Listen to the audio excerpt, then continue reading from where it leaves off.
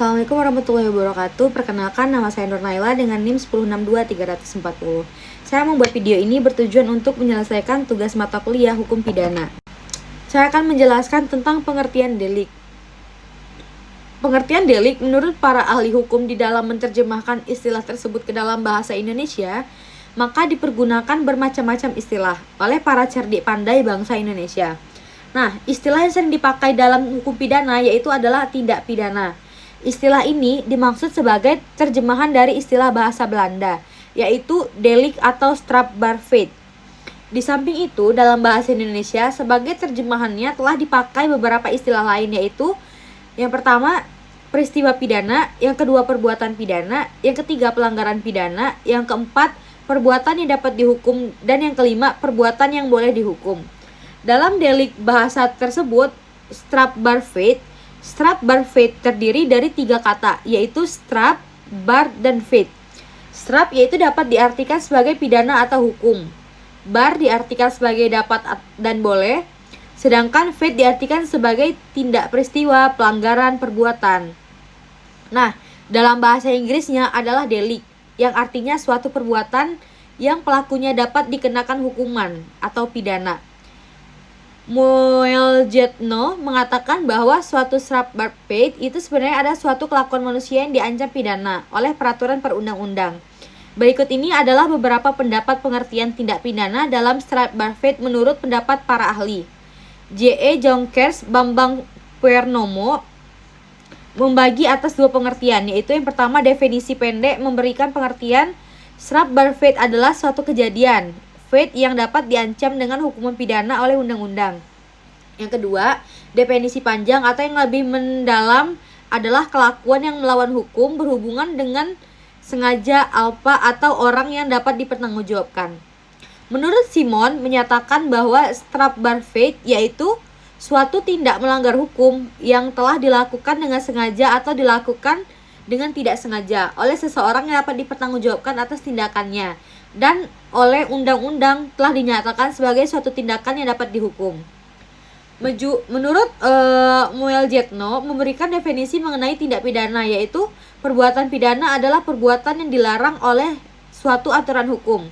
Nah, larangan mana disertai ancaman atau sanksi yang berupa pidana tertentu bagi barang siapa yang melanggar hukum tersebut. Pengertian peristiwa pidana adalah delik di atas mengandung bahwa sebagai suatu perbuatan yang boleh dihukum pidana atau disertai dengan ancaman atau hukuman bagi siapa saja yang melanggar pelanggaran tersebut. Kemudian, pengertian peristiwa pidana atau delik di atas mengandung makna sebagai suatu perbuatan yang oleh hukum pidana dan disertai dengan ancaman atau hukuman bagi siapa saja yang melanggar larangan tersebut. Sedangkan pengertian delik dalam hukum pidana Islam, delik atau tindak pidana adalah suatu kriminal yang dilakukan oleh orang yang dapat dibebani kewajiban. Nah, berikut adalah beberapa jenis delik dalam hukum pidana Islam. Yang pertama yaitu ada delik kisos. Sanksi untuk perbuatan pidana yang disengaja berupa pemotongan atau pembalasan.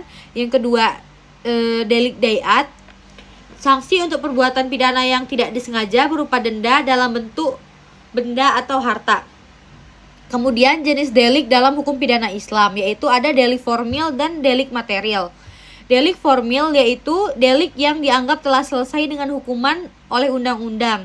Contohnya adalah pencurian pasal 362 KUHP. Kemudian delik material adalah delik yang dianggap telah selesai dengan ditimbulnya akibat yang dilarang dan diancam dengan hukuman oleh undang-undang. Contoh adalah pembunuhan pasal 338 KUHP. Kemudian ada delik dolus dan delik culpa.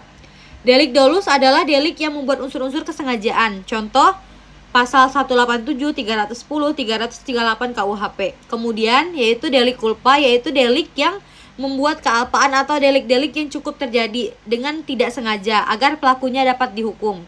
Contohnya yaitu ada pada pasal 195, 231 ayat 4, 395 dan 396 KUHP. Kemudian delik tunggal dan delik berganda, lalu delik aduan dan delik biasa. Kemudian Delik aduan yaitu delik yang hanya dapat dituntut oleh adanya pengaduan dari pihak yang dirugikan. kemudian delik sederhana dan delik yang ada pemberatannya. Akibat dari tindak pidana, suatu pidana juga dapat mengakibatkan pelaku tindak pidana diancam pidana. Karena pidana adalah hukum atau sanksi pidana yang diberikan kepada pelaku tindak pidana. Menurut Kitab Undang-Undang Hukum Pidana KUHP bab 2 pasal 10, sanksi tindak pidana adalah berupa pidana pokok, yaitu pidana mati, pidana penjara, kurungan, dan denda. Adapun pidana tambahan yaitu pencabutan hak-hak tertentu, perampasan barang-barang tertentu, pengumuman putusan hakim. Kemudian, bentuk kesalahan yang berupa kesengajaan dan kulpa. Adapun kesalahan dalam hukum pidana dibedakan menjadi dua, yaitu dolus dan kesengajaan, atau kulpa yaitu ketidaksengajaan. Adapun yang terdapat dalam unsur-unsur delik yaitu yang pertama kelakuan dan akibat perbuatan, yang kedua hal ihwal yang menyertai perbuatan, yang ketiga keadaan tambahan yang memberatkan pidana, yang keempat unsur untuk melawan hukum yang objektif, yang kelima unsur melawan hukum yang subjektif. Menurut Wirjono Projodikoro memberikan unsur-unsur dari perbuatan pidana tersebut, yaitu yang pertama subjek tindak pidana, yang kedua perbuatan dari tindak pidana, yang ketiga hubungan sebab akibat atau kasual verbal. 4. Sifat melanggar hukum. 5. Kesalahan pelaku tindak pidana. 6. Kesengajaan atau objek. Baiklah, kemudian ada penerapan delik dalam sistem hukum di Indonesia. Delik merupakan inti dari hukum pidana dan penerapannya dalam sistem hukum Indonesia dalam KUHP. Delik diartikan sebagai perbuatan yang melanggar hukum dan dapat dijatuhi hukuman sesuai dengan ketentuan yang berlaku. Berikut adalah penjelasan yang lebih lanjut tentang penerapan delik dalam sistem hukum di Indonesia. Delik dalam Kitab Undang-Undang KUHP, contoh penerapan delik dalam KUHP adalah pasal 362 tentang pencurian dan pasal 338 tentang pembunuhan. Yaitu kemudian ada penerapan delik dalam proses peradilan. Dalam sistem hukum di Indonesia, proses peradilan delik terhadap pelaku pidana dimulai dari penyelidikan oleh kepolisian yang kemudian dilanjutkan ke tahap penyelidikan, penuntutan, dan persidangan di pengadilan. Jika memenuhi unsur delik, maka pelaku akan dikenakan hukuman sesuai dengan undang-undang. Adapun pasal-pasal mengenai delik yaitu pasal 55 dan 56, yaitu mengatur delik penyertaan, yaitu ketika dua orang lebih melakukan tindak pidana. Kemudian ada pasal 263 mengatur delik sengaja dalam pemalsuan surat. Kemudian pasal 338 yang tadi saya jelaskan yaitu delik mengatur tentang pembunuhan. Kemudian pasal 284, 287, dan 369 yaitu mengatur delik aduan absolut, yaitu delik yang hanya dapat diproses jika terdapat pengaduan dari pihak korban.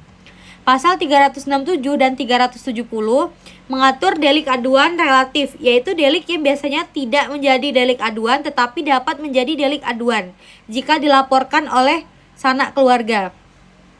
Pasal 187 mengatur delik material, yaitu delik yang harus dimiliki akibat yang timbul karena tindak yang terlarang. Kemudian pasal 160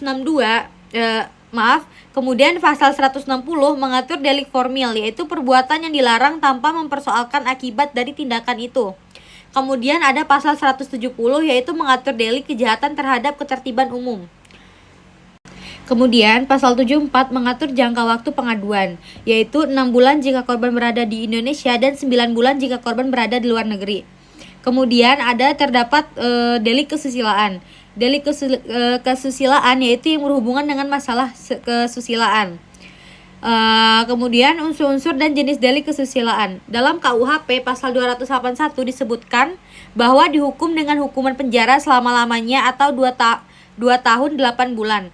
Barang siapa dengan sengaja atau terbuka melanggar kesusilaan, dan barang siapa sengaja di depan orang lain ada di situ bertentangan dengan kehendaknya melanggar kesusilaan.